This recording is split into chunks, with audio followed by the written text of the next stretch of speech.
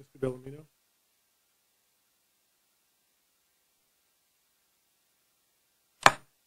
Yes, my name's Sam Bellamino. I'm here with StandUP-America. And you could probably hear us laughing a second ago when the gentleman was saying that where are the criminals? Why aren't they in our jails?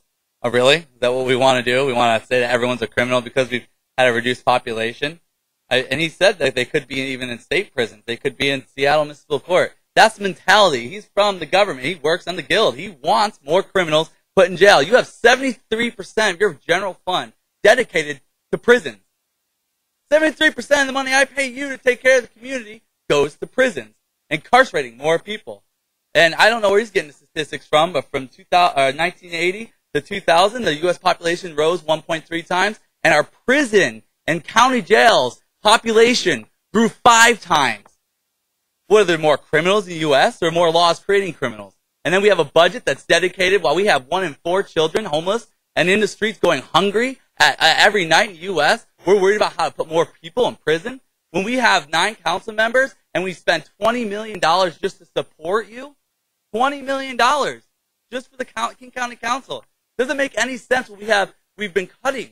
We're cutting and cutting, what was it, $358 million from the budget in the last 10 years? When did we cut any of your salaries? You make over $135,000. In the Dow Constantine, $200,000. That's $40,000 more than the governor of the state? Is this job much harder than hers? I picture her job being a little harder. I have imagined all the counties and cities and laws in the state.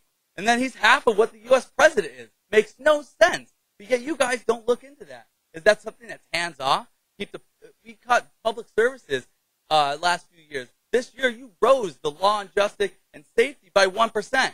You want to make sure to keep funding and growing that chest and having a concentration camp of 2 million people in King County, making sure that you keep that prison system going. It makes no sense to me if you guys don't start cutting your salaries and how much you put towards those prisons. Thank you. Next will be Alex Zimmerman, followed by Albert Olson. Mr. Zimmerman. I represent StandUP-America. StandUP-America stands for, sorry guys, we've spoken about this for many years and nothing changed. Why? Because you're pure fascist with gangster Gestapo principle. You're acting like organized criminal, like a mafia. You know what it means? It's exactly who you are. Because everything supposed to be start from you. You're supposed to be cast first, so you can show people who you are. But nothing happened. So for last generation, you triple your income. And ordinary American, 0. So situation right now very simple. 13%, 12-13% go to the judicial system. It's almost $1 billion for 2 million people. For me, this looks like a concentration camp. You want to make a concentration camp from 2 million people, for 2 million people? Judicial system come to something what is a money-making machine. And I have this experience now in the judicial system with my crime, with my criminal case. So I am a witness right now by 100%.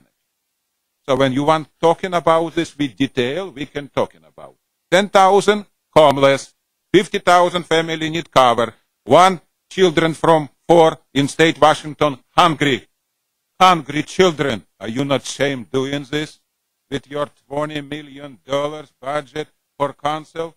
About you talking, guys? This come every year again and again and again, and nothing changed.